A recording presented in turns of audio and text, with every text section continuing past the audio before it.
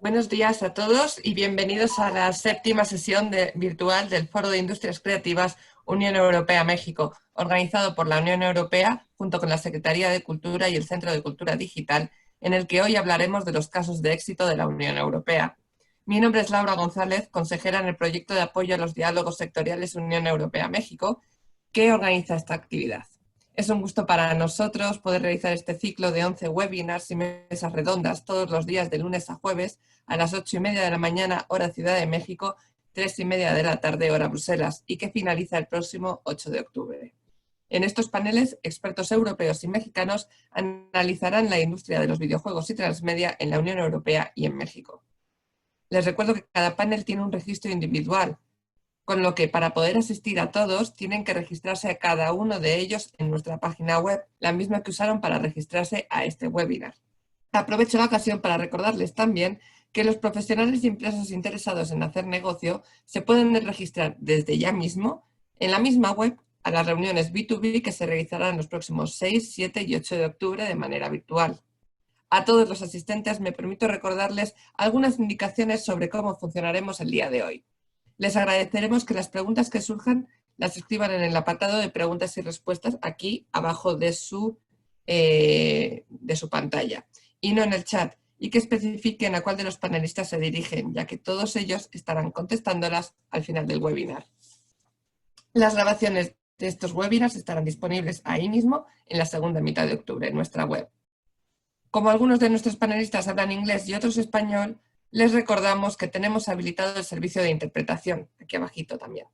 Para ello, verán un botón que se llama interpretación y pulsando sobre él podrán elegir el audio de su elección, entre inglés, español o apagado para escuchar el audio original. Es importante señalar que si se están conectando a través del navegador y no de Zoom, no tendrán esta opción de escoger idioma. Además, al final de la sesión les pediremos a todos que enciendan sus cámaras para poder hacer una gran foto de grupo. No se preocupen si ahora no ven habilitada esa opción, a propósito, nosotros les habilitaremos esa opción al final del webinar. También al final de la sesión les pondremos en el chat y más tarde les mandaremos por mail una encuesta de satisfacción, que es muy importante para nosotros que contestan para poder tener en cuenta su opinión de cara a futuros eventos.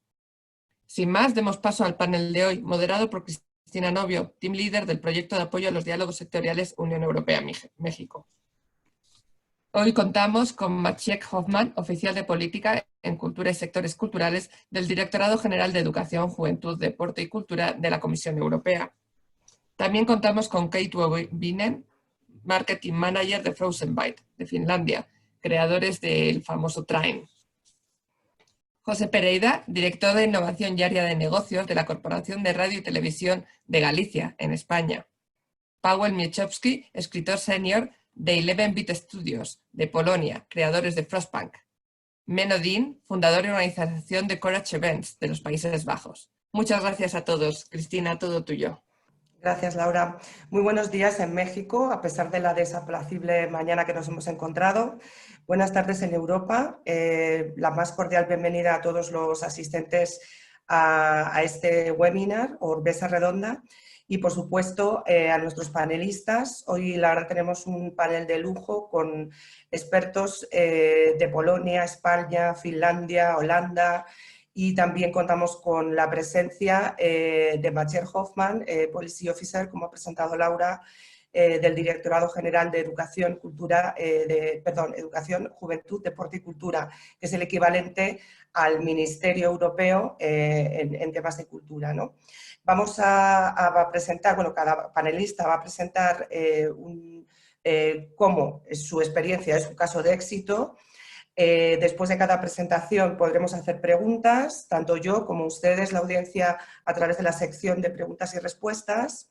La idea es que identifiquemos cuáles son los factores de éxito en cada uno de los casos que se presentan y al final haremos como unas conclusiones que se compartirán como lecciones aprendidas de este taller, ¿no?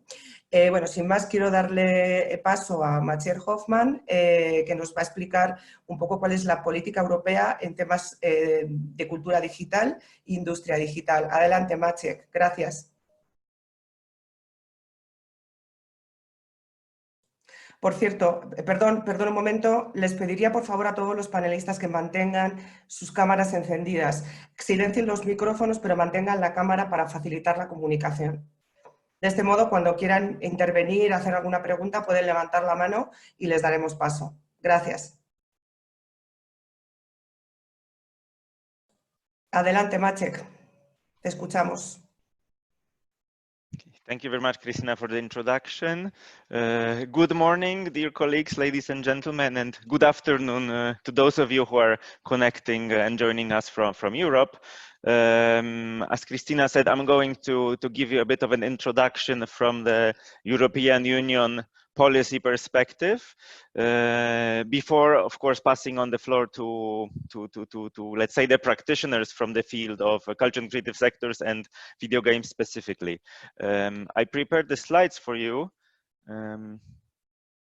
Let's see if I can start them now.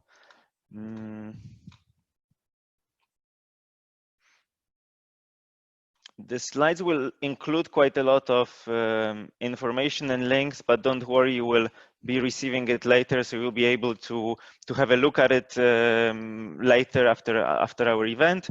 Essentially, what I wanted to talk to you is to give you a bit of a context how European Union approaches video games, the sector of video games and digital cultures or transmedia.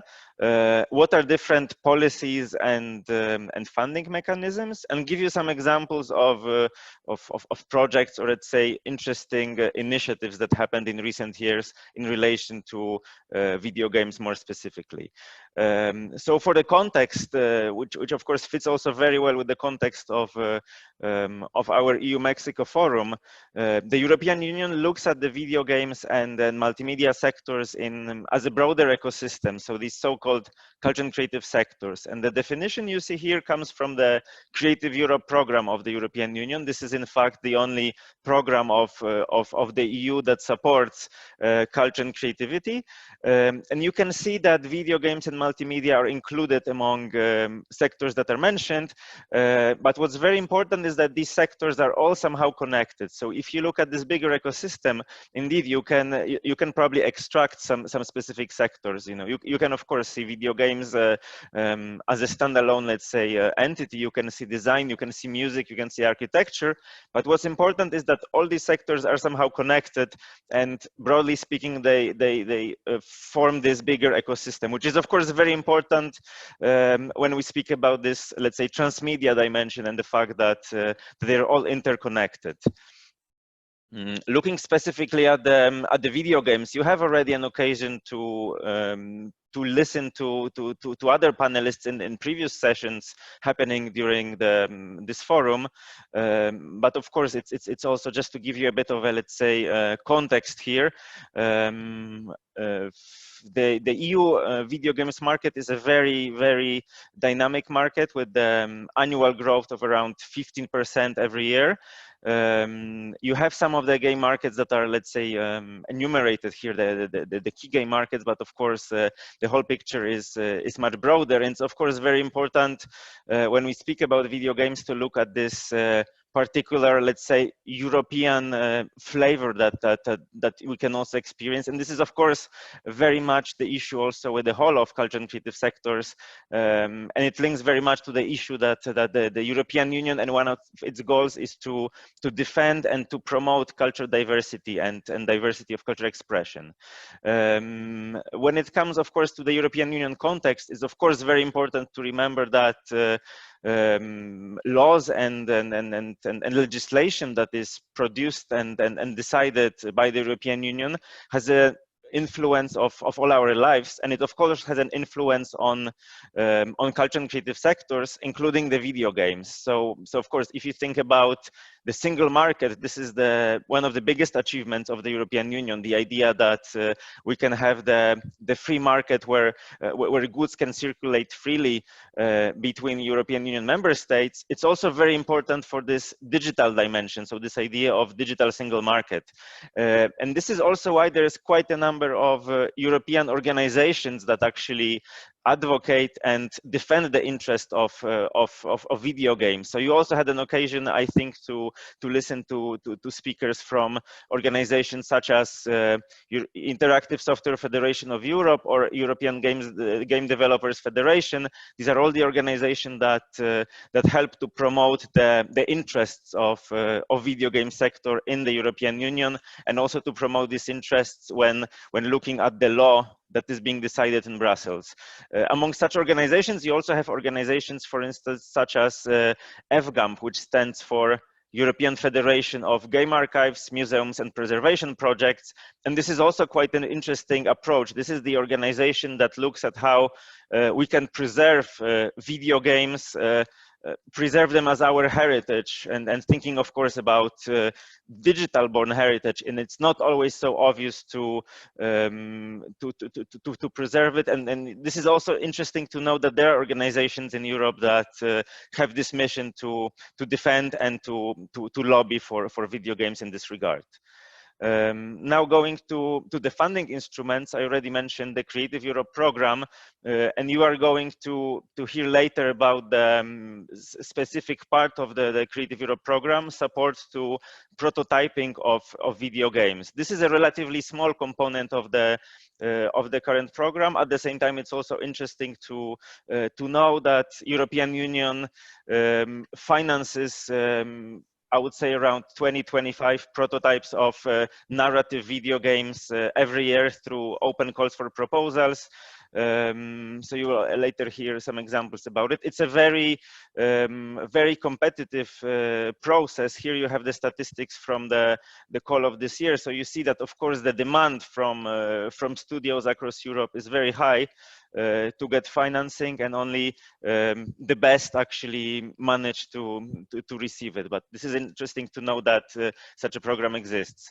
The Creative Europe program is also in a way managed by this Creative Europe country desks in all the program countries in Europe. So if you also cooperate with partners in Europe, you might be also interested in letting them know about this opportunity.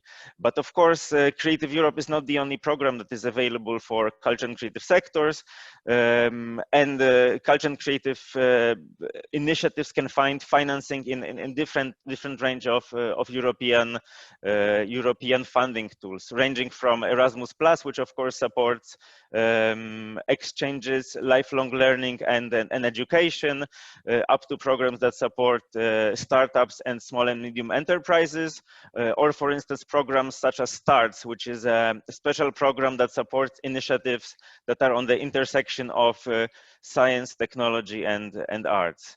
So now I wanted to give you specific examples. When it comes to this prototyping scheme, I won't be really mentioning it because you will hear excellent examples later from upcoming speakers. Just to let you know that in the slides you have the Creative Europe project results website, when you can also go yourself and you can find information about different video games, but also different cultural projects that this program finances. It is also interesting to mention that there is quite a number of cross-sectoral projects that are being financed by Creative Europe, projects that link different sectors, and quite a few of them actually also concern video game sector in relation to other, let's say, other sectors from culture and creative industries.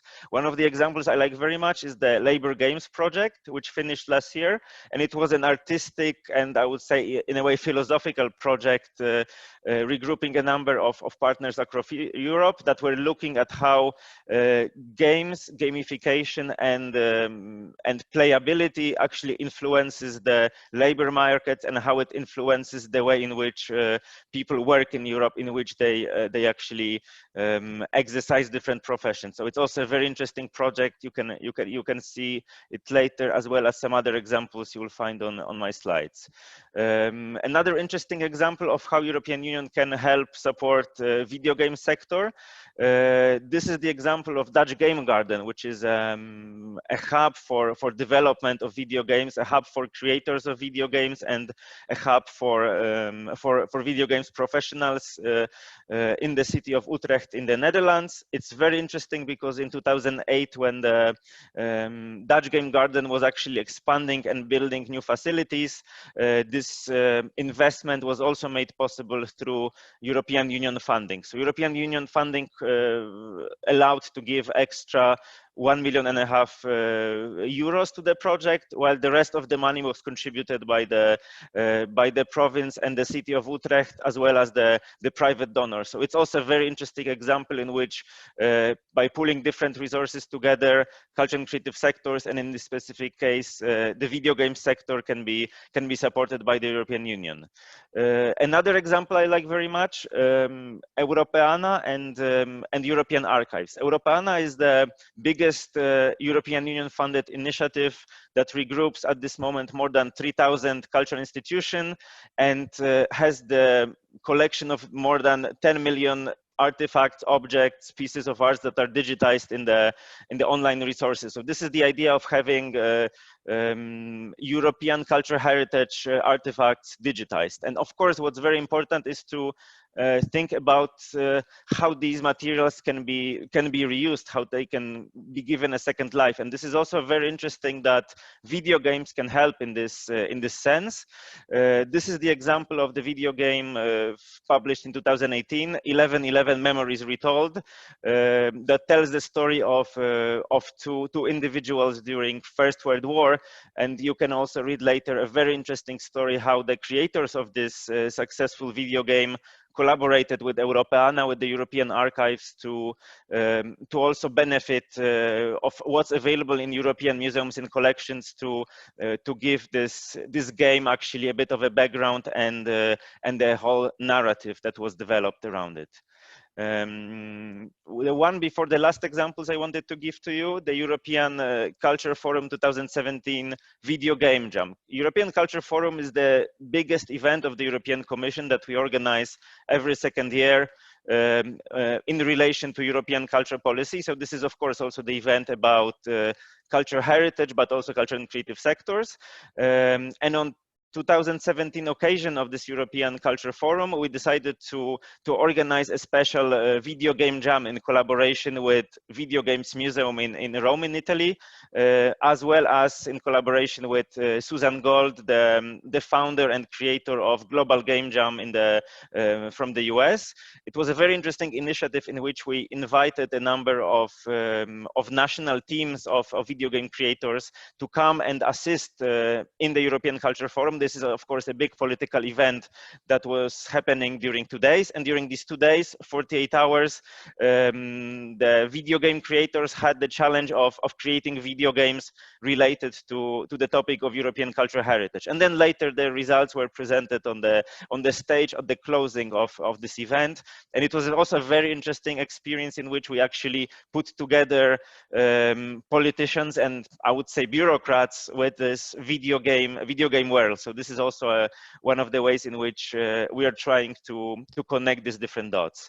And last but not least, linking to the current situation of COVID-19, the global pandemic, and the fact that culture and creative sectors are struggling and are, of course, very much hit by what's happening, by the closures of cultural events, by the inability to exercise their normal functions. This is a website we've set up in the month of May, creativesunite.eu, with the idea of sharing different resources that are available, or different initiatives that are put in place in relation to COVID-19 and the different initiatives that can help culture and creative sectors. And I'm mentioning it here because if you go on this website, that has currently more than 500 articles published. You can also find a dedicated section in relation to video games and multimedia. So in this sense, you can very much see that video games actually fit into this bigger puzzle of Europe's culture and creative industries, and it's a very important part of this bigger picture. So that's it from me. Thank you very much. I'm looking forward to listening to other presentations, to answering your questions, and I would like to very much encourage you to stay in touch with what's happening in the European Union in relation to culture. You can do it very easily by following Creative Europe program on social media, on Twitter and on Facebook. So this is of course a great opportunity for you to know what's happening, what are the funding opportunities. Of course, some of these funding opportunities might be only limited to European Union entities, but in some cases, as you know, we're also quite active with cultural diplomacy of the European Union. So you might also find interesting opportunities for initiatives that actually are based outside of the EU. So I very much encourage you to stay in touch, and thank you again very much for the invitation. Muchas gracias, Maciek. Le recuerdo al público que pueden escribir sus preguntas en la sección de preguntas y respuestas. Yo, por mi parte, tengo una pregunta para Maciek, que sería, bueno, nos ha hablado del increíble crecimiento que ha tenido el sector en los últimos años. ¿Cuál crees que son los factores que han contribuido a este éxito, Maciek?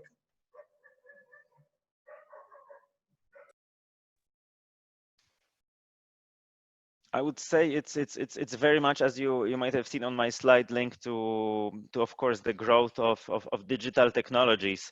In a way, it's also the question of accessibility. And another, I think, issue is that this is something I'm of course also witnessing, I would say, myself actually. If you think about the video games as a medium, it's something that that has been also maturing throughout the years. When I speak to my colleagues working in the European Commission with me, many of us are actually gamers. So we are on the one hand working on policies, but we're also conscious and involved gamers, I would say. And I think this is also the case for the whole of Europe and whole of the world, actually, that the audiences are also developing. They want to take part. They want to take part in this interactivity that video games offer, and this is also very much, I think, linked to the opportunities that video games offer that no other medium can actually replicate or cannot fully replicate. Gracias. Muy bien, pues continuamos con Pavel Mihawski de 11-Bit Studios. Pavel, cuando quieras.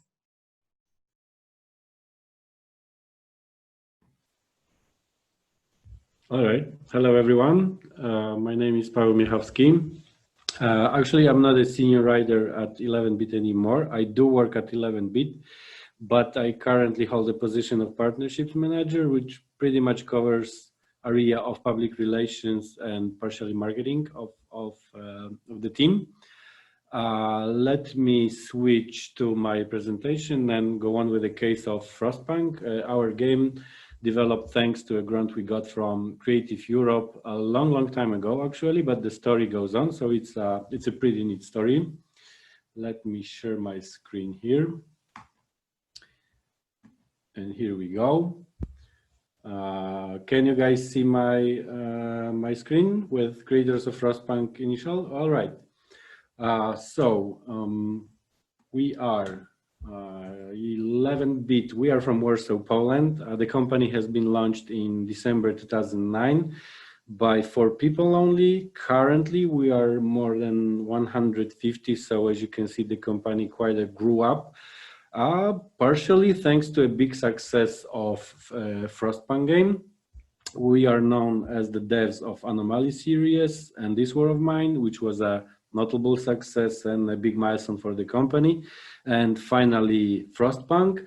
But in the meantime, we made another step in the growth and became a publishers as well of the games like Moonlighter, brilliant Spanish game by Valencian team Digital Sun, and Children of Morta, and more titles. So let's go to Frostpunk. Initially, the story began in 2014, as far as I remember, with a prototype of a game called Industrial. And with this idea we had for a game, we applied for a grant from Creative Europe. And we got the grant for 150,000 euros. That was enough for us. Of course, we already had a much bigger budget in mind for the game, but the idea was a bit somewhat risky, so Creative Europe helped us to further develop the prototype and make sure that all the ideas we have in mind are playable, marketable, they are worth investing further time and money and all our work. Please take a look how it looked like at the beginning. So this is the screenshot for a prototype we have early developed back in the days. We had systems working, we had core gameplay working.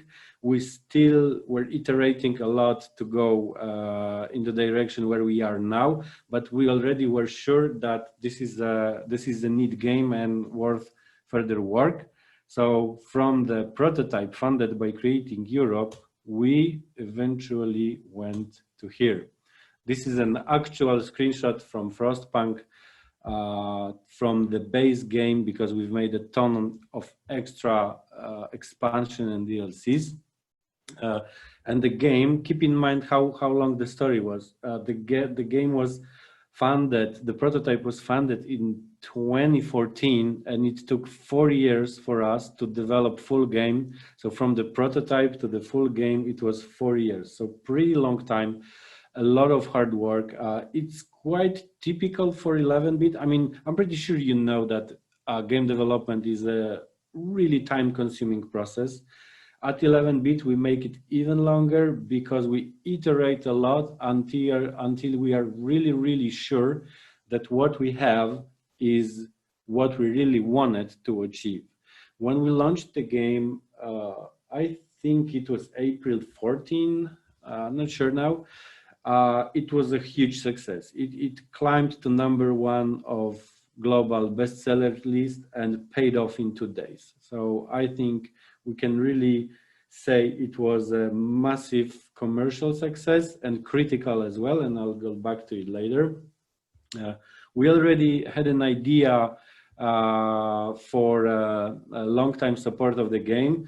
However, the basic development was really, really long. So when the game was launched in 2018 and turned out to be a huge success, we already planned further content for the game. And in 2018 and big part of 2019, we were releasing a ton of free updates containing new modes like a survivor mode or endurance mode or endless mode that allows players to experience Frostpunk without time limitation that other scenarios have. We have released a ton of scenarios for free for the owners of the game, like Fall of Winterhome. Many small content updates like people or automatons customizations in the game. However, then the next big step was creation a season pass with big paid expansions. So first there was a small expansion, the Rifts, adding new gameplay mechanics to the game, because you should know Frostpunk is a game about society simulation and city building in one. If you are not familiar, let me quickly go through it. It's a game where you rule a small society in a possibly last city on Earth in 19th century.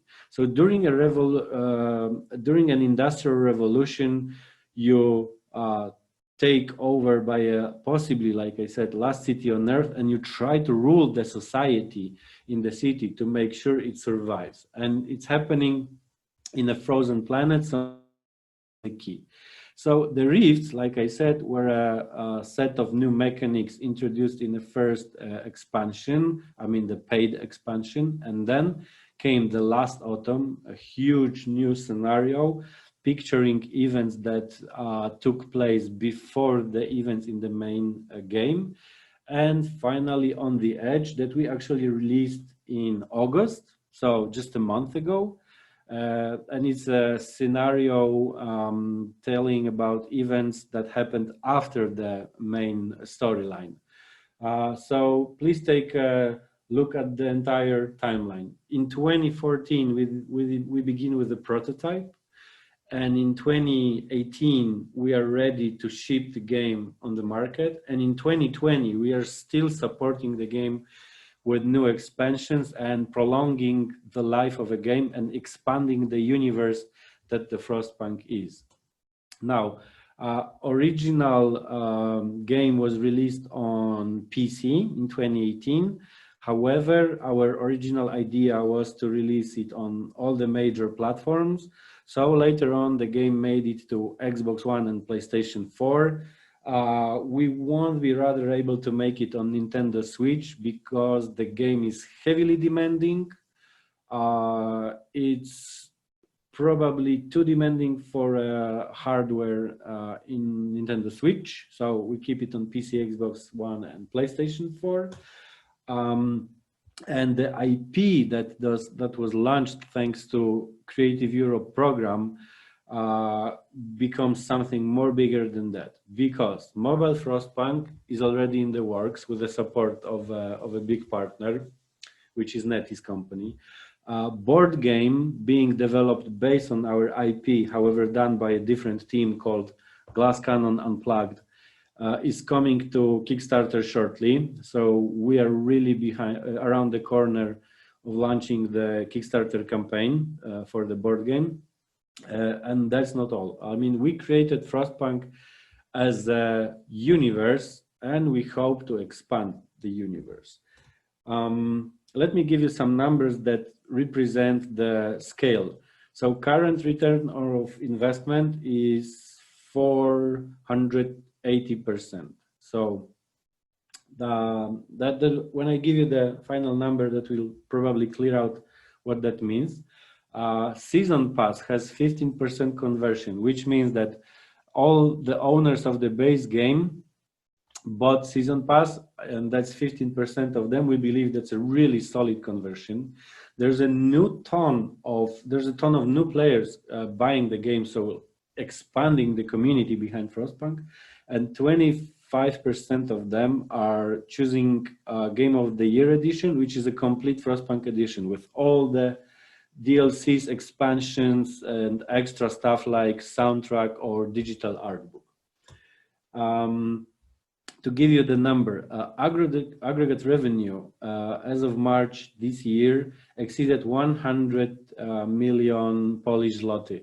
The original grant from Creative Europe was worth 150k euro, which is more or less equal to 600k Polish zloty. So if you compare the grant we got for the prototype that allowed us to kickstart the work and entire idea behind Frostpunk, how successful it was, it's a huge difference, right? 600k of a grant, and now the revenue from the game exceeded 100 million, which is more or less equal to 25 million euro.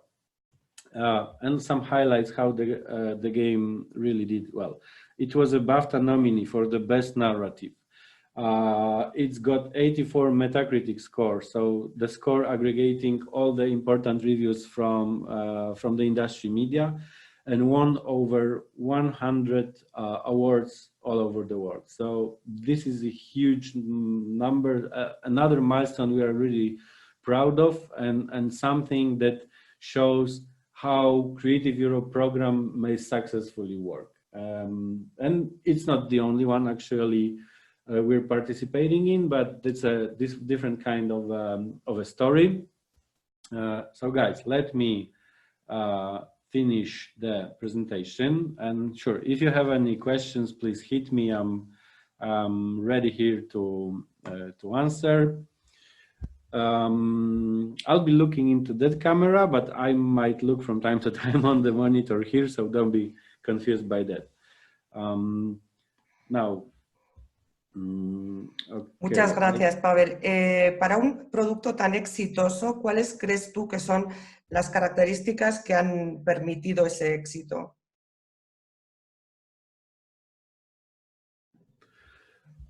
So what we do focus on is the idea. Our approach is innovative in a way that we make very idea-driven game, and I think that was the core that sparked the interest from the guys in Creative Europe program, because when we have the idea for a game, and this War of Mine is another good example, we wrap everything around the idea. So we have idea-driven gameplay. So everything, the gameplay needs to speak about the idea that the game is about. All the communication, marketing, everything is wrapped around this, and we often try to think about an idea that was not covered in games before. And this is the way I believe we can call pretty innovative, that, you know, allows us to easier stand out on the really hard market that the gaming industry is. Entiendo que la idea, como dices, es original, no está basada en un libro o un cómic u otro producto previo. It is an original idea indeed. This is our own IP. It's kind of loosely based on a Polish book by Jacek Dukaj called The Ice. But it's the only common thing is that the entire planet goes frozen. And in Jacek Dukaj's book, the storyline is completely different. On a side note, that's a trivia related to Frostpunk. Jacek Dukaj, I mean, we know each other, and he visited our office and he saw the game and he liked the idea a lot. And he saw the very early prototype. And another thing that we got inspired by is the industrial Victorian style of European architecture, that based on this, we've created all these industrial yet slightly Victorian look of all the buildings in the game. So I would say those were two major inspirations, but apart from that, it's still pretty original IP and it's our own IP. Muchas gracias, Pavel. Bueno, pues continuamos con Kai Tuovinen de Train 3. Cuando puedas. No le veo. Ah, sí. All right. Hi, everybody. This is Kai from Frostpunk in Finland. And yeah, let me just get my screen share on. Go.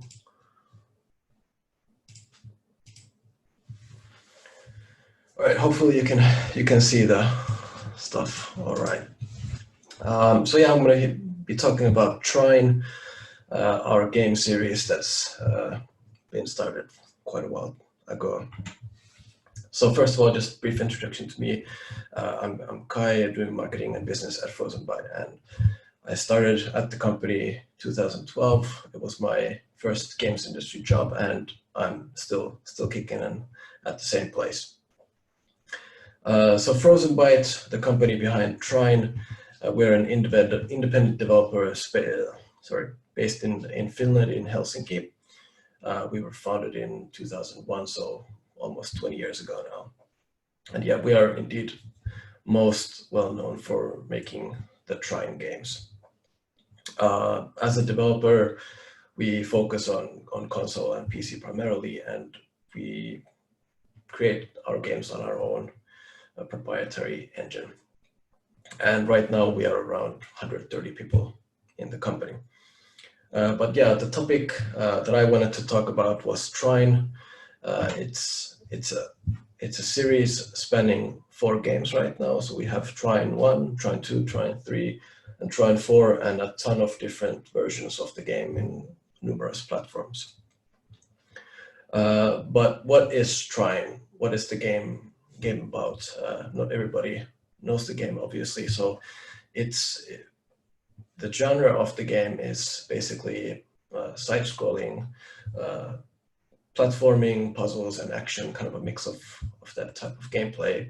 And you play as 3 characters, a wizard, a knight, and a thief, and then you use their unique abilities to solve puzzles, fight some bad guys who are usually threatening the kingdom with some sort of evil. And the games themselves are probably most well known for the beautiful visual style that kind of is the most striking immediate characteristic. And then that's probably where it's the most well known for. So far, the series has done really well for us. It's been sort of the foundation of Frostpunk since Troin 1, and we've sold around 9 million plus copies across 10 different platforms. So a lot of different consoles, PC, Linux, Mac, everything you can think of, it's probably been there. But yeah, it's 4 games right now. But I wanted to show you some footage from the very first trying what the game looked like in the very beginning, before it became what it is this day. So here are some screenshots from, I'm not sure which year, probably around 2008 or something, 2007, back when Troin was just a small hobby project of one of our programmers at Frostpunk. So the ideas were similar to what it eventually became, but there were a lot of differences, mainly with the graphics, a lot of quite significant gameplay differences, and then the story as well got kind of turned on its head. But let's take a look. Let me see if I have the audio on. I should have probably done that before I started this. Let me do screen share. Yeah, I had the audio on, sorry. There we go. So this is some of the gameplay from way back. I'm not sure if we've even shown this publicly, but this is kind of where the Troin beginnings were. So graphical look is pretty strikingly different from what it was or what it became. So cell shaded graphics, and you can see some familiar elements to the gameplay to the current versions of games.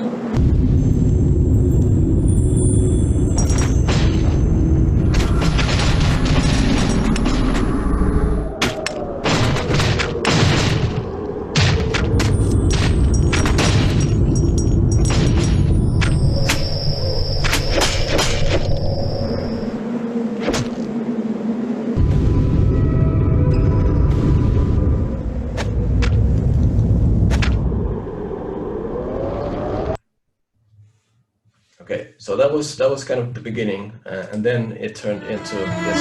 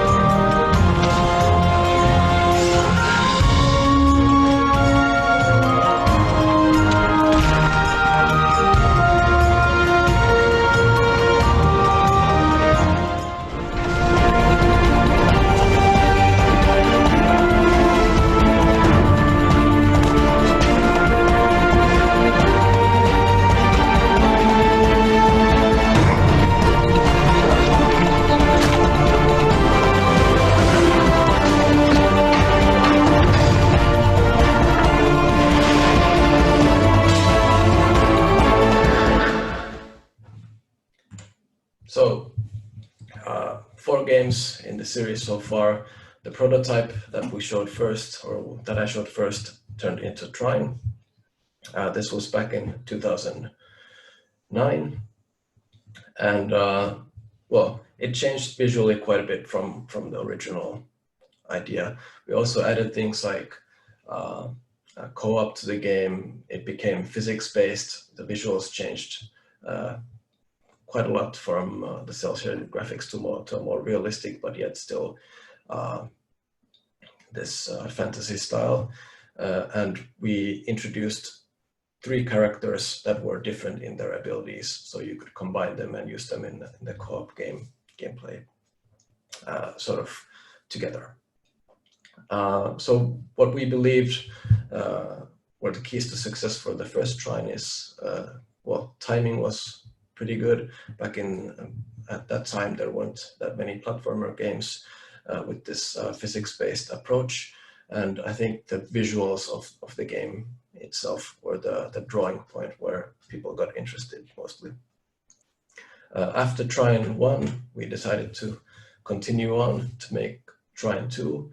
This was basically a version of Trine 1 where we included things that we didn't have time to do in Trine 1, so we made it better visually, added features like online co-op, and more diverse enemies. For example, Trine 1, the only enemy types that were there were skeletons, so we had goblins and different kinds of enemies, and kind of a lot of improvements overall to the game. And Trine 2 was the best-selling of all the Trine games so far, so it was the biggest hit. And well, Trine 1 itself was the game that started our company, like for real. Then we decided to make Trine 3. For this one, we received also EU co-funding. And Trine 3 was kind of a very distinct break from the typical side-scrolling formula of Trine 1 and 2. Here we decided to go pretty bold in terms of design decisions. We let the characters run into the backgrounds and explore in full 3D with some static cameras, but still it was a 3D game. And well, it was a little bit overambitious of a project, and it didn't do as well as the previous ones. But we survived, and we did 3 different games after Trine 3 before we decided to continue on with Trine 4. So Trine 4 we released last year in 2019, and it has been a great success so far. Also co-funded by the EU, so we're kind of lucky to get the support on both these titles. But for us, here you can see kind of the timeline where we did the different Trine games. 2009 was the beginning. A couple of years later, Trine 2, and then we did sort of a little bit of remakes, remasters, improved versions of the older games. For Trine 2 Complete Story, that's in between Trine 2 and Trine 2 Complete Story, there was the launch of the Wii U, which we were a launch title on. So we also did a DLC for Trine 2 simultaneously, and then we ended up calling the game Trine 2 Director's Cut on Wii U, and then Trine 2 Complete Story on all the other platforms. But we're kind of consolidating older titles with additional DLC and improvements. For example, Trine Enchanted Edition was a remaster of the original Trine, which we then decided to bring to new platforms.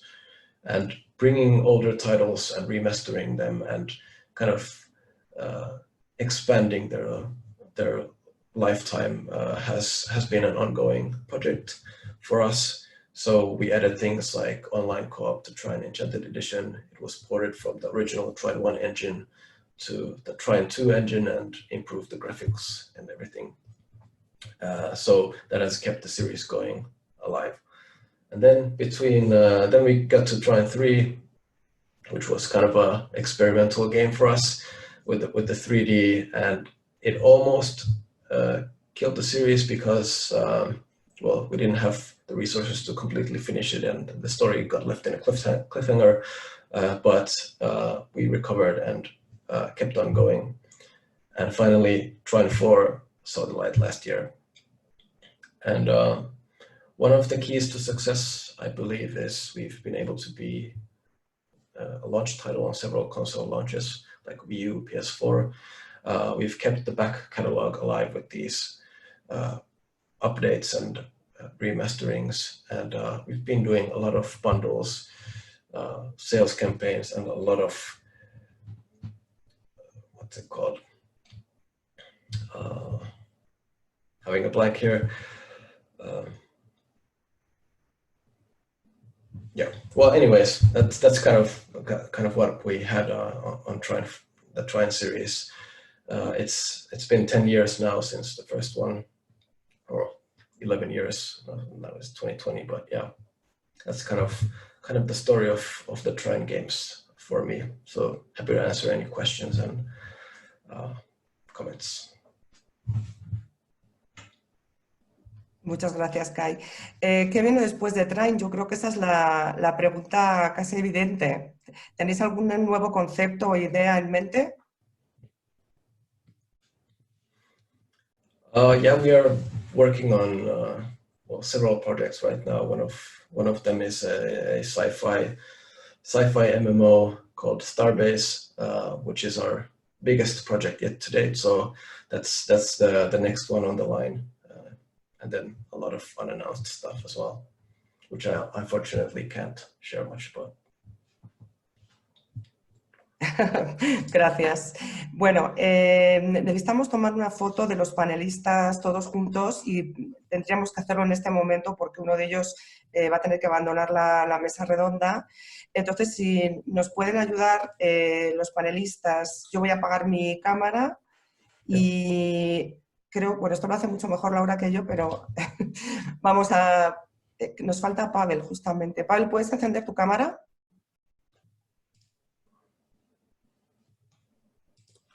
Am I still screen sharing? Perfecto.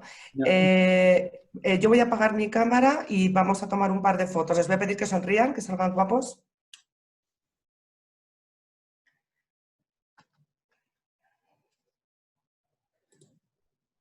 Perfecto.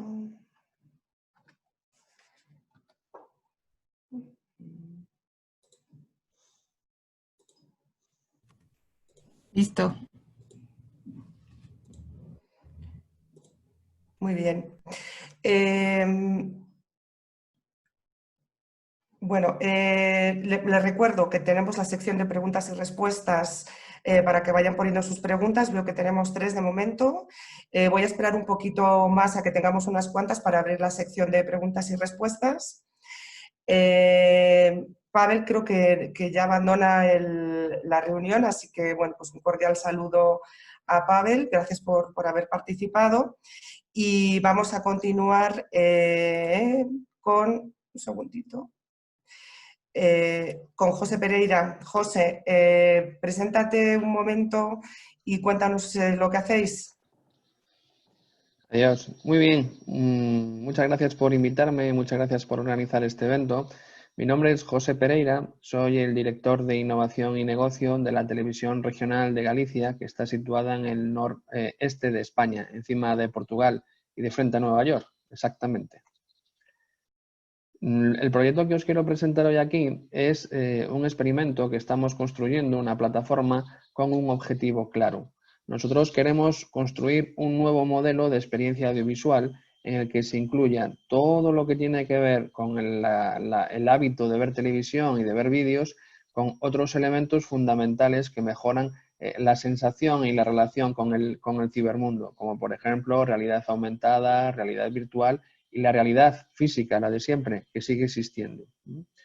Este modelo, al que lo hemos bautizado como Petisgo, es una plataforma que estamos desarrollando ahora y que nace de comprobar todos los elementos que ya sabemos y que todos los días nos están repitiendo.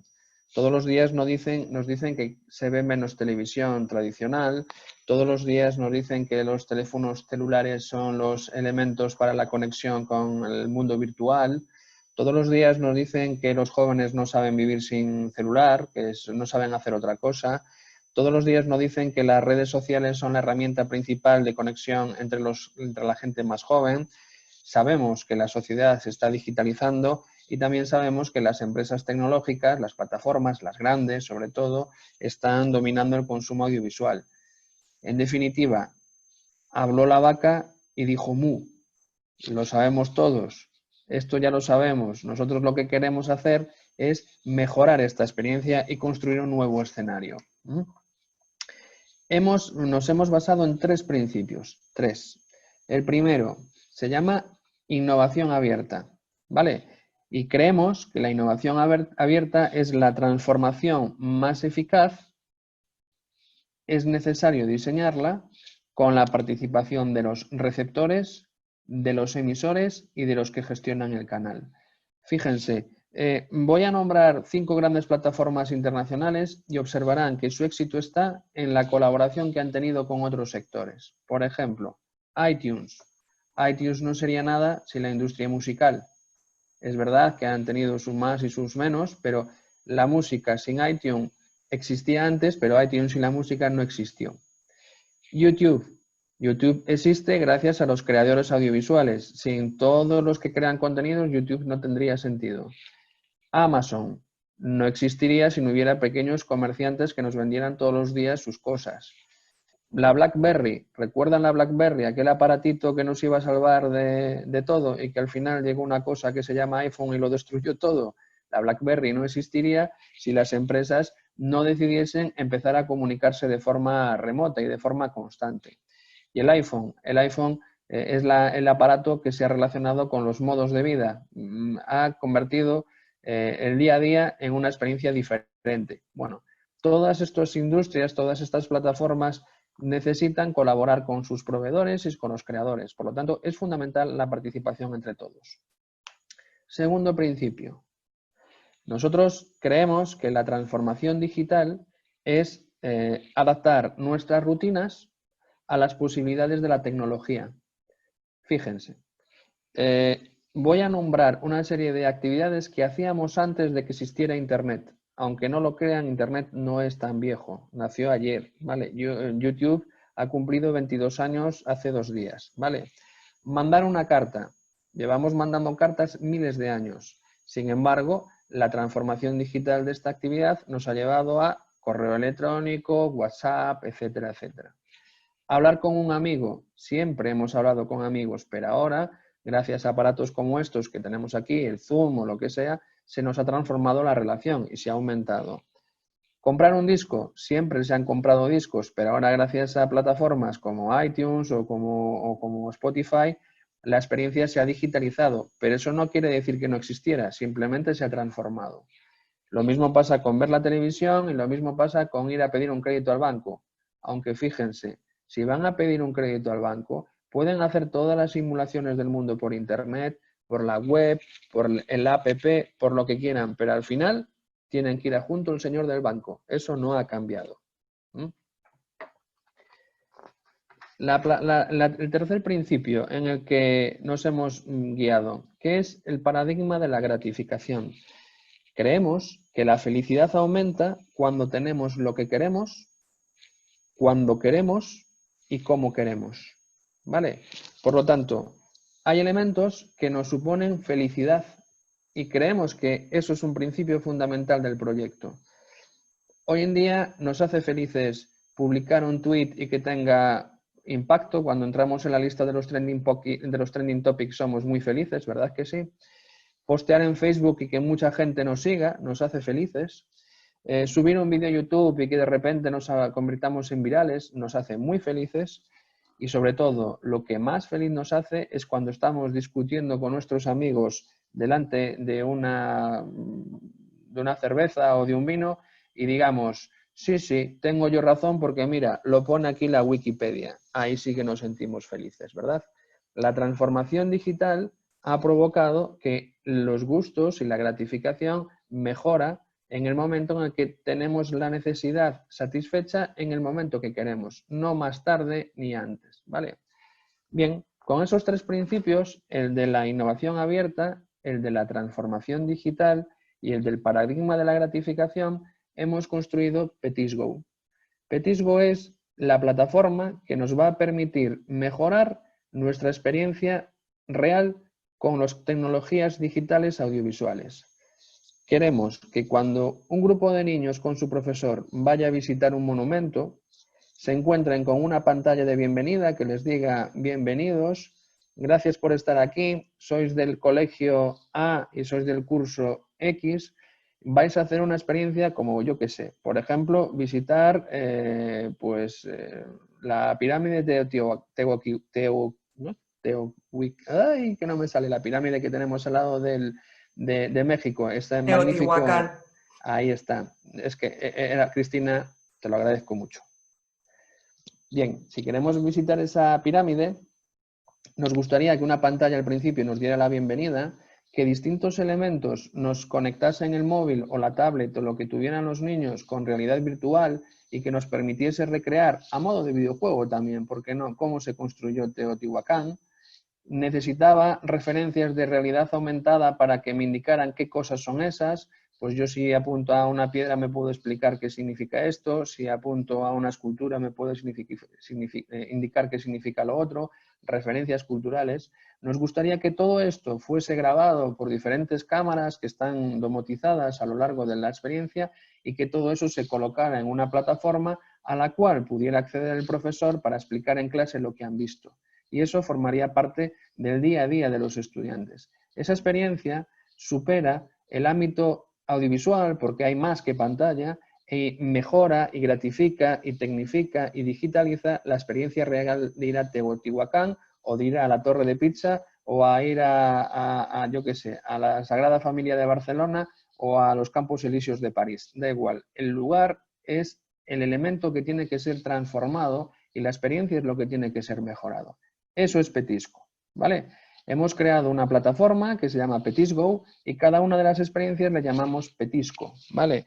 Petisgo es el acrónimo de Plataforma de Experiencias Tecnológicas Interactivas, Sociales y Colaborativas. Para hacer este proyecto nos hemos aliado varias instituciones en Galicia. Nos hemos aliado con Antega, que es la oficina del gobierno regional encargado de la transformación digital, nosotros como televisión pública y luego otros elementos que también nos están ayudando. Hemos puesto una inversión de 2,6 millones de dólares para hacer esta plataforma. La estamos construyendo ahora en un proyecto en el que colaboramos con un grupo de más de 8 empresas especializadas en cada uno de los aspectos y lo que a mí me lleva a pensar que estamos ante una experiencia exitosa es que hemos utilizado varias cosas que hasta ahora no habíamos utilizado aquí de forma conjunta. La primera de ellas es que hemos utilizado la metodología de la compra pública de innovación. Esto es, definimos un reto, lo hemos lanzado al mercado, hemos construido un mapa de demanda temprana y además hemos negociado con las empresas cuál era la mejor solución y al final hemos adjudicado y nombrado a una, ¿no? Esto ha provocado que hemos generado una expectación muy elevada en el ámbito que nos ocupa. Se han presentado más de 9 proyectos muy interesantes todos ellos. Más de 30 empresas se han preocupado de explicarnos lo mejor que podían aportar al proyecto. Hemos colaborado con el sector TIC, el sector audiovisual, el sector educativo y los sectores interesados en todo este proceso. Y al final hemos pasado muchas reuniones, muchas noches sin dormir, como todos vosotros, y lo más importante, hemos sido realmente felices al construir un prototipo que en nuestra opinión puede transformar la forma de ver el mundo. Vale, hemos aprendido que dialogar es muy importante también participar con las metodologías de la innovación abierta para que todo el mundo aporte su grano de arena. Es fundamental comunicar todo con transparencia desde el sector público para que la gente sepa qué se está haciendo y por qué pasan las cosas. Y sobre todo es fundamental trabajar con principios que debemos tener todos claros. El principio de innovación, el principio de la buena metodología, el principio de la intuición y el principio del trabajo. Nos hemos desesperado varias veces, pero hemos llegado a la conclusión que merece la pena. Dentro de poco, de 1 año y medio aproximadamente, veremos ya el primer prototipo de esta plataforma Y además creemos que puede ayudar mucho a transformar la educación y a transformar las experiencias audiovisuales más allá de las educativas, especialmente en momentos críticos como el que estamos viviendo, donde se han transformado radicalmente las formas de aprender y las formas de disfrutar con el audiovisual. Muchas gracias. Gracias, José. Perdón. Bueno, continuamos con Menno van Perdel-Dien, fundador de organización de Courage Events. Menno, cuando puedas. Thank you.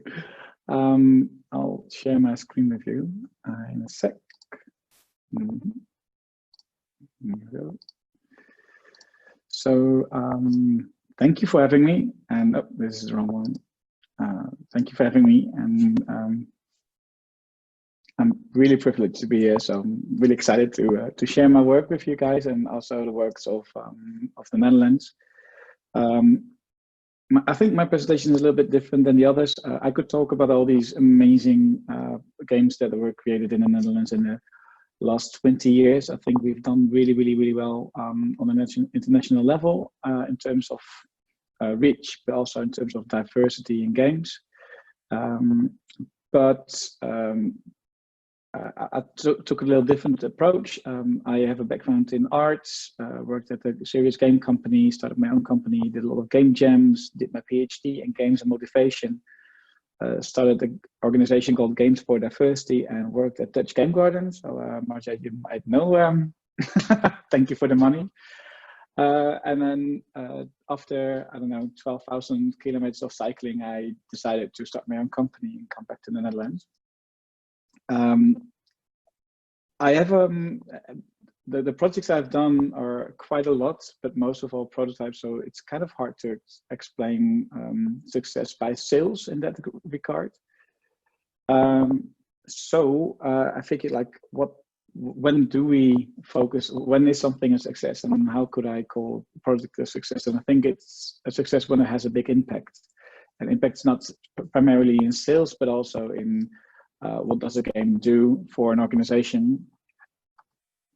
This is an example of the game that is made by my former employee, Ranch. They made a game for the supermarket store, and they engaged all the players of the platform of the supermarket to play a game. And the game was so well connected to their actual work that they discovered that being good in the game also meant more sales. With their first prototype, they managed to increase the amount of sales in the supermarket with 10%. And now they have it enrolled in all kinds of supermarkets in the Netherlands, and they're doing really well. But what I found most interesting here is that they designed the game on all levels, right? They started with them for the top shelf, getting people interested, but immediately they went into the supermarkets and tried to convince the most hard and the most difficult person there, which is the older supermarket employee. I think what shows is that you can train people with games to do things they normally wouldn't. For example, that's what happened in crowdsourced games where they do citizen science games. These are, for example, Folded or Eterna. I think Folded is the most famous one in terms of getting people to do something they normally wouldn't. In this game, you fold proteins, and by folding them, you help researchers to find a cure for amongst others, HIV. They had 250,000 players playing on the PlayStation and on PS or for PC, and they increased the research done to HIV. What scientists were spending 15 years on, and they did it in only like 3 weeks. So it's kind of impressive. So we thought we can do that too. So we're now working on a game called Unmask, in which you fold DNA strands of a game and then try to find a solution, a strong match.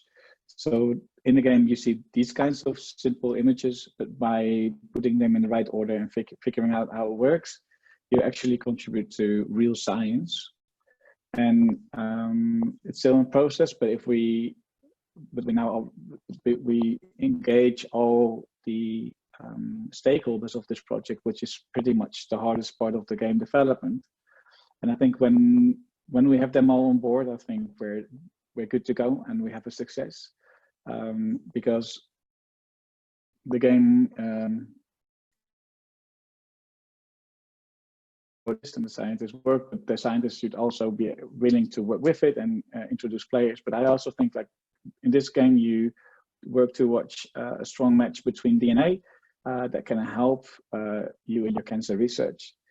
And the cool thing is that I don't really care about the scope and the amount of players, but if we can contribute to an actual illness and empower people to do something, even though they feel like they can't do anything. Like if your family member is ill and has cancer, you can't do much, but now you can play a game and actually help towards a possible cure.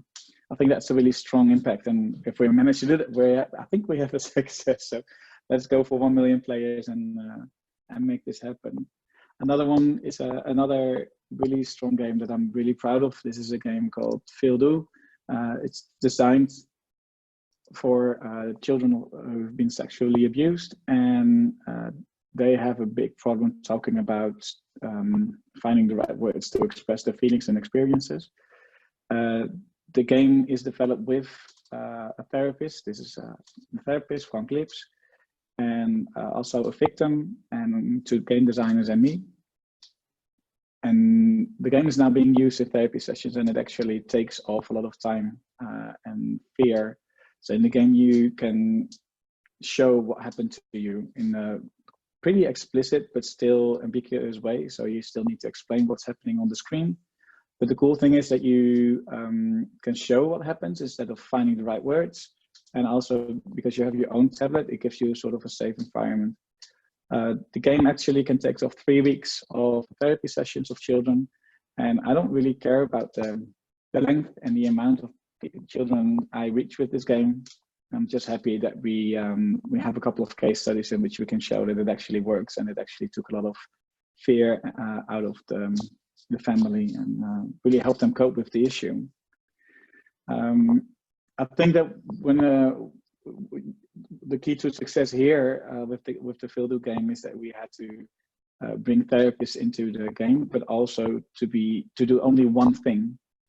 And in terms of a good idea, and I think that sort of resonates with what Kai said about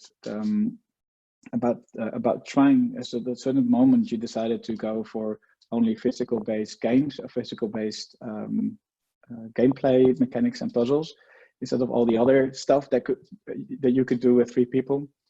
And I think that focus on just doing one thing really creates a good game and also a good success rate, because people understand what the game is about and people understand how they can use it. And I think that's the same for this small thing, because it only shows you, it only gives you vocabulary, like a non-verbal vocabulary, instead of focusing primarily on like all the stuff that the therapist wanted.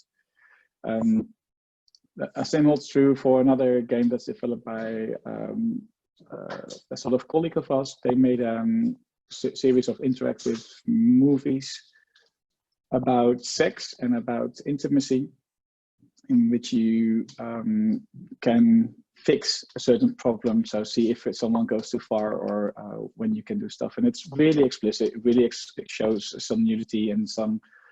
It doesn't do weird about sex and intimacy, and I think that's really strong. Another project I'm really happy about that we developed lately, it's called Post IC. It's a journal, a digital journal for tomorrow. Basically, that's what it says. But lots of people who enter on the IC of the hospital, they have a lot of post-traumatic stress syndromes. And it's because they they miss a large part of what happened to them, because they're in a coma for a week or 2. And that can result in a lot of pain and issues later on. And by giving them a digital journal that they themselves and their family can contribute to in a really safe and easy way, helps them to look back at what happened to them and then see, okay, I was actually really gone for a week, and this happened to me, and this happened to me, and this happened to me, and this and this to them. Research shows that it will help, and in terms of success rate, is because it actually works. Like, I think the field game works too. I know the game because we've done the research on it. But when it comes to this game, it also works too. It's not much of a game, but working with someone who's in the hospital, which you can, from someone you cannot reach. And what we learned from this is that texting can be playful too. So that's why we're now working on a platform called Playing Together Apart. It's a WhatsApp environment where parents of all grandparents can play with their grandchildren, and basically they only play through texting. So all the games are texting games, and we help them in the platform to play them. I'm not really sure if this will be a success, but it's currently really happy about it. That we also dare to narrow. We want to have this huge platform with all kinds of old-fashioned games that you can play forever. But I think the focus on just texting games in a WhatsApp environment that is recognizable for elderly, but also for youngsters, could actually bring people together. And the first user test actually signified it. So this is also kind of cool. But I think, and the last project that I'm also super enthusiastic about is this, and also not in terms of amount of people, but we played a game called Zombie in at a big event called Lowlands. Thousands of people are there, and they downloaded an app, and by being close together, they would infect each other with a virus and become a zombie. Obviously, we're not talking to a lot of events that want to have this as a way to crowd control their events and have people being apart for 1.5 meters. But since loads of those events are cancelled lately, I'm not sure if we're going to make it anyway. So in terms of, I think it's a little bit like fuzzy in terms of what I'm telling, but the thing is, you're asking about loads of key and success games in the Netherlands. I think we've got a lot of them, and I think most of them, even though their reach isn't that big, their impact can be, and their impact can be the biggest if you focus on a small idea, keep it really tight. And I think the biggest problem is to get everybody involved. So if you manage that, then you're done. That's it. Muchas gracias, Meno. Yo creo que ha sido una presentación muy interesante. Creo que muchos no teníamos esa perspectiva de cómo se pueden utilizar los videojuegos para cuestiones de salud o cuestiones de tipo social. O sea, que creo que es una perspectiva muy interesante. Una de las cuestiones que creo que surgen es, por ejemplo, este prejuicio que tenemos de que los videojuegos no son jugados por gente mayor. Entonces, ¿crees que se puede, bueno, claramente con vuestro trabajo habéis demostrado que sí se puede y que hay jugadores mayores, incluso ancianos? No sé cómo crees que se puede acercar a este grupo a los videojuegos, o cómo lo habéis hecho vosotros. Well, there's a huge group of people and senior people who are playing video games, particularly the games that are not invited here. Like they're playing the Candy Crush games, or the games from King, and the more casual games. What we try to do is not so much get the elderly to play, but get the children to play with the elderly.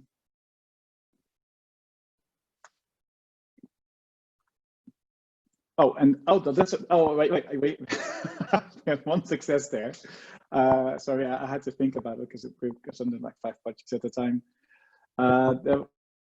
There was one really, that's a game that we're going to develop further, but user tests show that it really was really interesting. So most of the elderly focus to get elderly participate and fight loneliness amongst elderly is focused primarily on making their social network bigger instead of strengthening existing connections.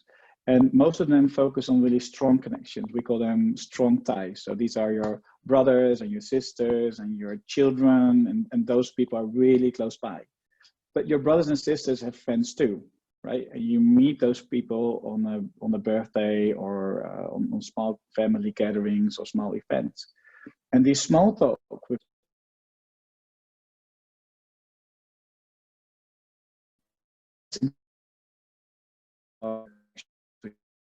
ties.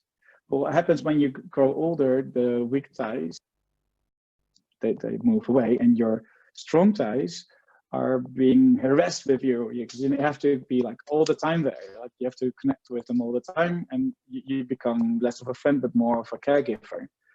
And so we thought like maybe we can invite the weak ties to play with your strong tie. So we created this sort of word search game. I'm not sure if I translate that well.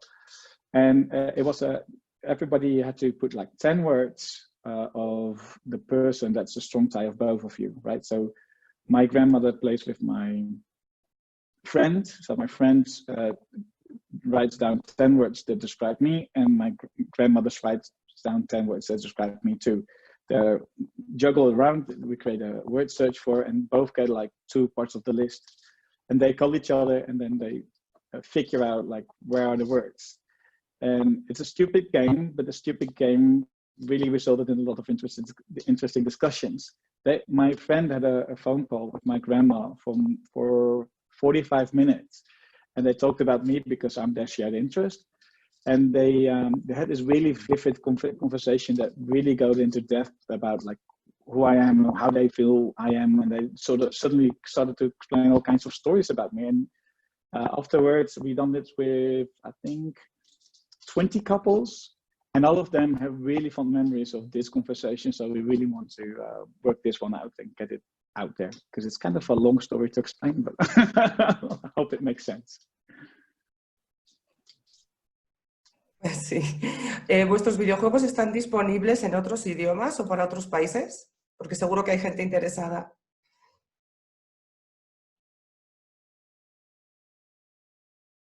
Yeah, we're launching the sexual abuse game this October, and the Playing a Part Together is still in development, so it's primarily focused on the Dutch market right now. And the DNA sequencing game, matching game, will launch, I think, in a year or so, because there's a lot of back-end development still there. So no. Bueno, vamos a pasar ya a la sección de preguntas y respuestas.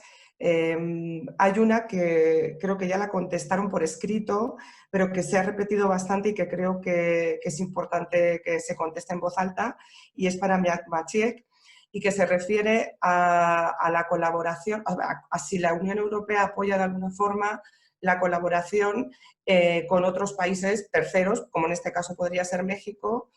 Él comentó en su presentación que, por ejemplo, una empresa mexicana o no solamente una empresa, una persona física, un creador mexicano puede buscar una empresa europea que puede aplicar a Creative Europe. No sé si hay otras formas en las que se podría potenciar esta colaboración.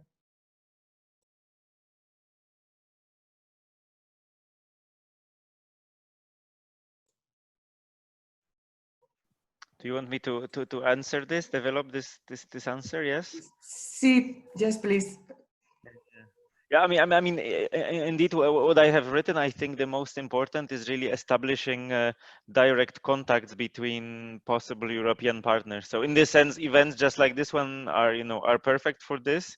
Because this is really indeed, I mean, again, having business to business, collaborations established, and possibly, another option that, as I also mentioned, is linking with different national associations of video game developers. So, essentially, you had already some presentations from this ISFE and EGDF, the 2 associations I mentioned, but of course, these are the umbrella organizations of different national associations for video games. So, another option is also to to look if you're looking for partners in a specific European Union country, to try and see there. Maybe as a general comment on EU programs, indeed it's not so obvious to go directly with these programs. As you've seen, also the success rates are relatively low, so there's a lot of competition usually, and of course many of these programs are in the first place created for European Union based beneficiaries, but this is of course good to keep this in mind, to know that there are these opportunities. And then, but I think probably one of the first options is really to look for local partners. But then of course, you know, there is also I mentioned the network of European Union delegations across the world, because this is also their role in helping possibly, you know, creating these collaborations and connections. So in some cases, of course, these European Union delegations can also somehow help and maybe direct you in the good direction to, you know, that you could follow. Gracias. Antes de que pasemos a las preguntas del público, bueno, recordar a nuestros asistentes que efectivamente están programados 3 días de reuniones B2B, y ahora mis compañeros escribirán en el chat el link al que pueden entrar para registrarse. Anímense, porque es en este momento en el que tenemos tantas limitaciones para viajar, creemos que es una opción muy buena para buscar estas alianzas entre empresas mexicanas y europeas. Antes de pasar, como digo, a las preguntas del público, me gustaría lanzarles a todos una pregunta general sobre cómo visualizan qué tan fuerte es la industria europea en el contexto global, porque siempre se habla de pues, que los grandes jugadores, los grandes players están o en Asia o en Estados Unidos. ¿Cómo visualizan, cómo creen que está posicionada la Unión Europea y si es posible alcanzar el éxito de esas grandes marcas? Podemos empezar con Maciek y luego puede continuar el resto. Gracias. I think that this is something that has actually been somehow demonstrated by all these presentations. I think what's quite unique for Europe is of course this is going to be unique for every part of the world, but you know what's really important and interesting is a certain story and narrative that we want to tell. And of course, you know, culture and creative sectors are the perfect vector for this, and the video games are a perfect vector for telling a certain story. It's also a very, let's say, important tool for passing on a certain message, for presenting a specific vision, for specific, let's say, cultural sensitivity. And in this sense, I think that definitely a strong asset of Europe is this mixed cultures and mixed cultural experience and mixed cultural diversity that we have in Europe. And I'm sure that this is, you know, in the same way that we can speak about European cinema, about European painting, about European music and some of its features. I think there is also a way to see this distinct European flavor in video games. So I'm sure this is something that is a strong point, and this is something we should definitely promote. And this is something we are, by the way, trying to promote with Creative Europe program and support to ambitious and innovative video game storytelling, actually. So this is, I think, the strongest asset that we have: this cultural diversity and then, you know, this distinct European flavor. Muy bien, gracias. ¿Qué opina el resto? Por ejemplo, Kai. Yeah, I think if you look at the European Union through the lens of the video games industry, video games are, you know, they're global digital goods. So it doesn't really matter where the games are made, if it's made in Europe or Asia or America or South America or whichever continent in the world. I think one of the strengths of the European Union is the free movement of people between the different countries, so we can hire people from other European countries and get talent from different cultures, different backgrounds, and they have their own unique stories, and you can kind of, you know, use their backgrounds as a strength when developing games. So we've hired now people from other European countries. We used to have for quite some time, like the language of the company was Finnish, and we had requirement that you need to speak Finnish to be a part of the company, but we changed that quite a few years ago. And then I think it's been a huge strength to have people who speak different languages, who come from different cultural backgrounds, and have them join the team. So for video games, great games can come from anywhere around the world. It doesn't really matter what the market where it's made is, the size of that is. So yeah, I don't know. Gracias. Meno, no sé si quieres añadir algo o pasamos a las preguntas del público. I do have a small question for Maggie, because your Creative Europe focus primarily on narrative and storytelling.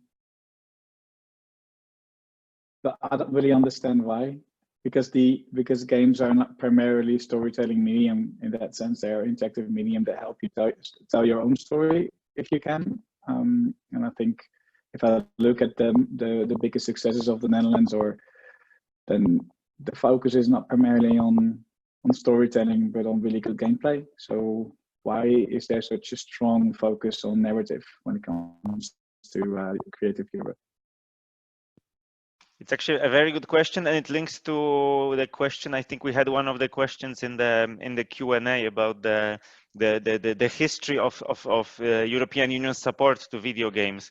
So actually, I think it primarily links to the fact that this video games prototyping, as we currently have it in the Creative Europe program, was somehow, I would say, experimental in scope, because it was only introduced in 2014 with the current Creative Europe program, and it's actually part of the media sub-program of Creative Europe. So this is the sub-program that supports film and audiovisual production. So in the sense, you know, video games are treated as the smaller brother, I would say, of the film industry. So I think this is where this this kind of heavy, let's say, heavy kind of, you know, underlining of the storytelling comes from.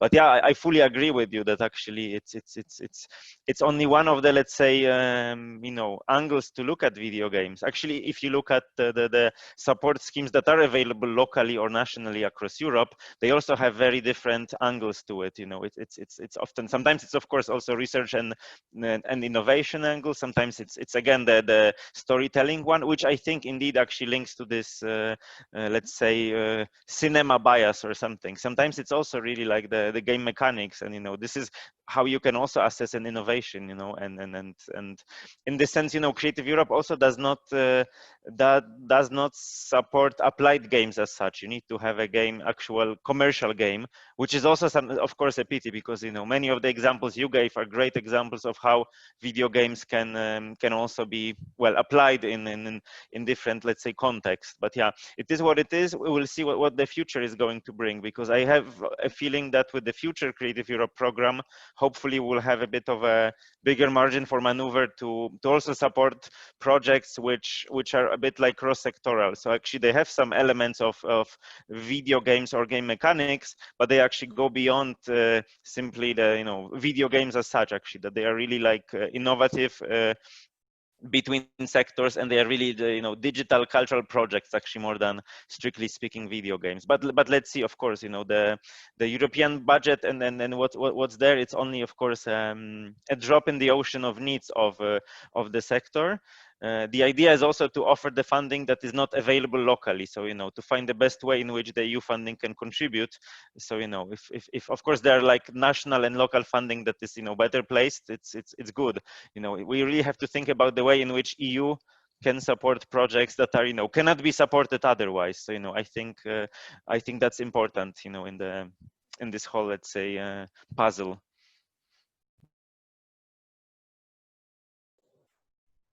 Muy bien, pues pasamos a las preguntas del público. Le voy a pedir a Adrián y a Ricardo que nos ayuden leyendo las preguntas que hemos recibido. Gracias.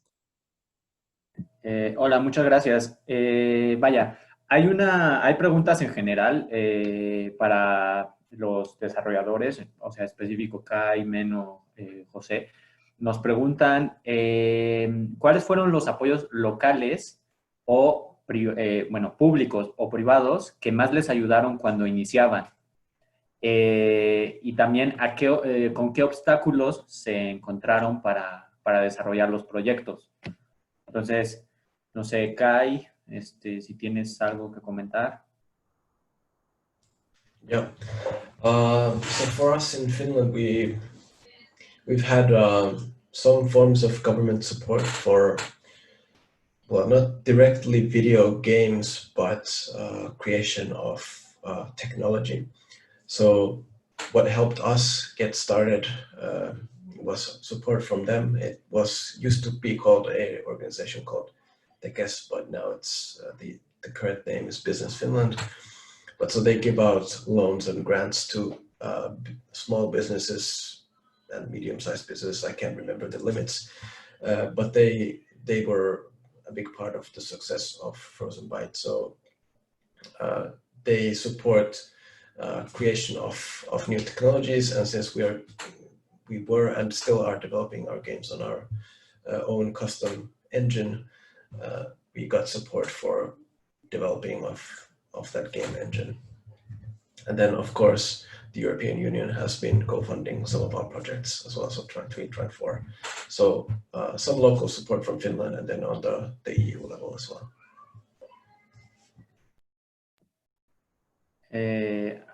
¿Alguien más? O por ejemplo, José, no sé, en tu caso, digamos que las aplicaciones son un tanto diferentes, vaya, en sectores diferentes. ¿Cuáles han sido los apoyos que has encontrado o, no sé, los obstáculos para implementar las nuevas políticas que tú buscas desarrollar? Yo tengo una doble función, porque yo soy pedidor de ayudas y también soy la principal empresa audiovisual de mi región, soy el principal elemento tractor. Entonces, en el proyecto que yo he explicado en el Petisbo, nosotros hemos buscado financiación europea, tenemos una financiación importante del programa europeo, pero también es verdad que cuando yo busco proveedores, yo busco empresas del sector, también de videojuegos, me piden a mí una financiación y un elemento tractor de todo esto. Y en ese doble juego, la verdad es que es súper interesante ver cómo tengo que hacer coincidir las necesidades que yo creo que tengo como sector público, mi televisión es pública, ¿vale?, con los intereses de las empresas que producen los contenidos. Y llegar a ese acuerdo no es fácil. Muchas veces hay empresas que quieren hacer su trabajo y lo único que piden es que yo le ayude a hacer su trabajo, y en otros casos yo les exijo que tienen que dejarse ayudar, que no, la primera idea no siempre es buena. Entonces, si quieren que yo financie algo, es necesario que compartamos criterios y elementos comunes, porque si no, no podemos ayudarles. Ok, gracias. Ricardo, no sé. Vale, si no tienen más para andar en el tema, yo tengo una pregunta, ¿qué consejos le dan a los desarrolladores para generar colaboraciones internacionales? ¿Cuál sería una buena idea y cuál sería una mala idea para colaborar?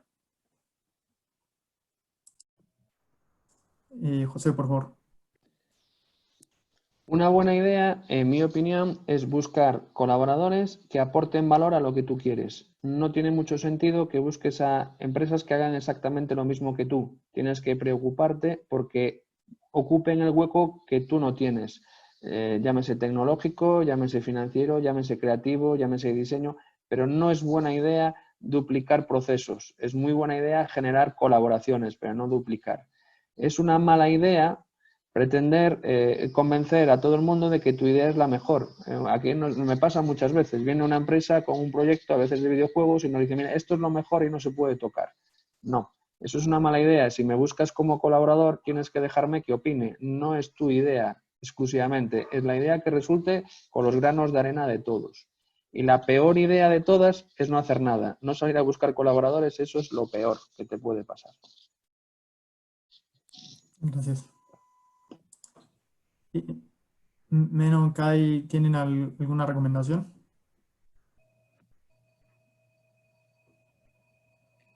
Meno, por favor. I think I'm not sure internationally, but we work with a lot of stakeholders, and what we do is we bring all these stakeholders together for a deep dive, and the deep dive is a game jam. So we give them the challenge on Monday, and then we work for the full week with the whole team on one project, and so you get to know each other, how you work, and I organize a lot of game jams myself, for Games for Diversity, but also for Games for Health. And we see that a lot of game jam teams get to know each other really well and seem to work quite well together, but not sure how it works internationally, because we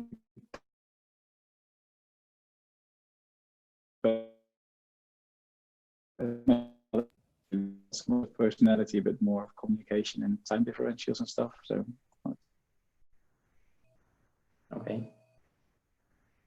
Ok, gracias.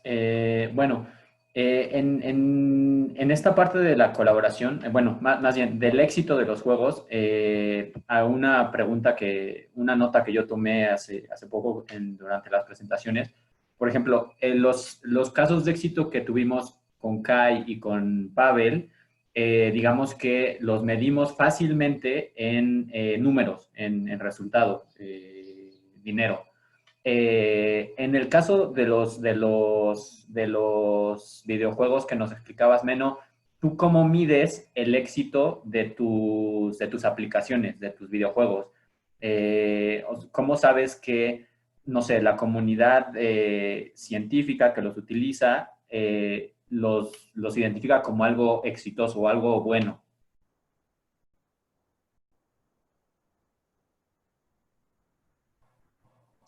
For Fildu, the sexual abuse game, we spent 2 years on the implementation. So we had 2 scientists from the University of Utrecht to work on this game. They went to I think there were 10 companies or 10 institutions involved in the implementation study, and they translated all the implementation issues and all the problems that may arise to a clinical manual that therapists can use when they want to use the game. We cannot show any numbers because there aren't that many, and because all the issues and all the problems that the therapists face are so multifolded, and that doesn't really matter because it works. It takes off a lot of time of the therapy, and that's the only thing that counts. So in terms of, that's kind of hard. But I hope for the DNA game, that's kind of easy. That's just numbers. If it takes off, if we find a good match, then it was worth the effort. Ok, gracias. Alguien nos pregunta, creo que esta iría dirigida a Maciej. ¿Existe en la Unión Europea algún organismo o institución que apoye el desarrollo de juegos con VR, realidad virtual, o tipos de juegos más artísticos y educativos?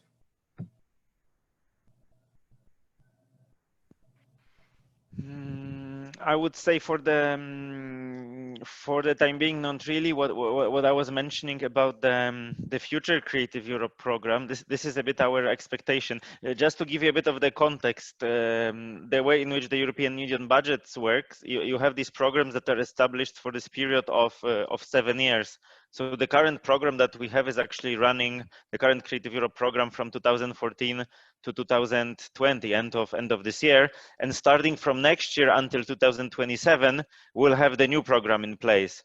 So one of the expectations is that with this new program, we will be able to also finance more experimental artistic projects, possibly also, you know, blurring the boundaries between these sectors, using also VR, augmented reality, and other technologies. We had a bit of approach to this year with 2 specific calls under the title of Bridging Audiovisual and Culture Through Digital. The idea here was to also have have project applications from different cultural organizations, from museums, from creative hubs, and again developing projects which were really ambitious, which were not fitting like solely into one category of cultural sectors, and which also very much use the new technologies. So we hope that it will be in the future more prominent in the future Creative Europe. But the only thing that still remains is that that budgets are being negotiated right now, actually, between European Union member states. It's also quite a difficult difficult process. So we don't know yet, but hopefully in the future we will have more opportunities for financing such initiatives, also more with VR and new technologies, and with this more of this artistic innovation, I would say. Muchas gracias. Otra pregunta para Maciek. ¿Cuáles son las recomendaciones para los gobiernos locales a tomar en cuenta para apoyar el sector de videojuegos?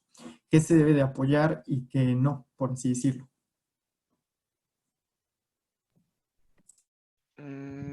I think that maybe our colleagues practitioners would be better placed to answer this, working in the let's say local context, because like I was saying, what we try and do actually from the perspective of European Commission and the European Union is to look for what cannot be already funded on the local and national level. But I think maybe one of the very general and important thing that we also try to keep in mind when designing some of these programs is that it should give enough room for experimentation. Of course, we are here discussing the success stories and things that work, but for each and every success story, normally there should be at least probably 10 or so failures, actually, because that's how we also learn. So the idea with also offering funding for this kind of innovative initiatives is that you also have a room for maneuver to actually fail, and it's the same actually for the film development. So this is also like the whole creative process that is put in place, and for one idea actually to come out of it, you need probably a lot of drafts, a lot of failures, so to say. So I think that allowing for a margin for experimentation, and what's the best way to do it than on the local level. But I think maybe also the example of Dutch Game Garden might be interesting in this regard. So how you also like locally can promote the game development and these interactions and local support. Ok, gracias. Bueno, ya por el tiempo tenemos que ir cerrando. Les agradecemos mucho su atención. Ahora vamos a ir al cierre. Espérenos un momento. Nada más, en cuanto a este tema de educación, videojuegos y educación, tendremos el lunes próximo una mesa redonda donde habrá expertos que trabajan con videojuegos aplicándolos a enseñanza, educación y aún más temas sociales, ¿ok? Entonces, los invitamos a que se registren. En el sitio del evento está programado el webinar, entonces también los invitamos para las personas que nos preguntaban sobre eso. Pues listo, Laura, podemos ir cerrando. Bueno, muchísimas gracias a todos, a nuestros panelistas y a todos los asistentes. Vamos a tomar ahora una gran foto de grupo. Para eso, les pido a los panelistas que dejen sus cámaras prendidas, y al público le vamos a empezar a otorgar permisos para que puedan prender sus cámaras. Les pido, por favor, que solo prendan la cámara, no los micrófonos, ¿de acuerdo? Las vamos a ir prendiendo poco a poco, van a ir recibiendo el permiso, las van prendiendo, se tarda un poquito el proceso, tengan paciencia, pero mientras les aprovecho para recordarles que van a encontrar ahora en el chat un link a una encuesta de satisfacción que para nosotros es muy importante que contesten de cara a futuros eventos para que podamos tener en cuenta sus opiniones. También aprovecho para recordarles que está abierto ya el registro para las reuniones empresariales B2B entre Unión Europea y México, y el registro es gratuito, lo pueden encontrar en nuestra página web y en el chat ahora les pondremos el link. También les recordaré que mañana tenemos la sesión de casos de éxito de México y el jueves conoceremos el desarrollo de software para soluciones interactivas de cultura y entretenimiento. Les recuerdo que estamos todos los días, de lunes a jueves, a las 8:30 de la mañana, hora México, 3:30, hora Bruselas. Entonces, vayan encendiendo sus cámaras, por favor. sean pacientes, no se preocupen, yo les aviso cuando vamos a tomar las fotos para que sonrían, se pongan guapos, pero mientras las vamos prendiendo, ¿sí? Ahí vamos, Vale, poquito a poco. Sí, ya hay varias personas con el permiso. Si pueden ir encendiendo las cámaras, quienes puedan, por favor. Por favor. A ver. De nuevo, quienes ya puedan encender sus cámaras, si la pueden encender. Gracias. Vale, creo que ya.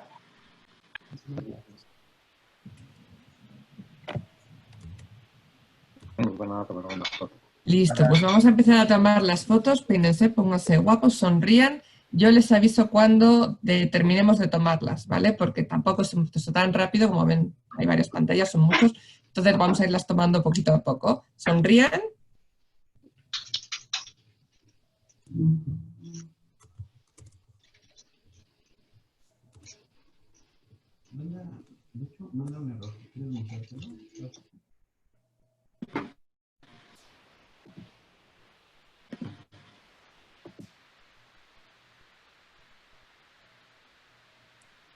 Listo. Vale. Listo, muchas gracias a todos. Gracias por haber prendido su cámara, gracias por habernos acompañado en la sesión de hoy, que creemos que ha sido muy interesante, casos de éxito muy diferentes entre ellos, pero todos muy instructivos. Les agradecemos de una vez más a todos que se hayan conectado y especialmente a nuestros panelistas. Gracias por habernos acompañado, por haber compartido sus historias con nosotros y les esperamos el día de mañana en la mesa de los casos de éxito mexicanos. Gracias a todos. Saludos. Gracias, saludos. Gracias, Maciek, Meno, Kai, Jorge. Hasta luego, gracias.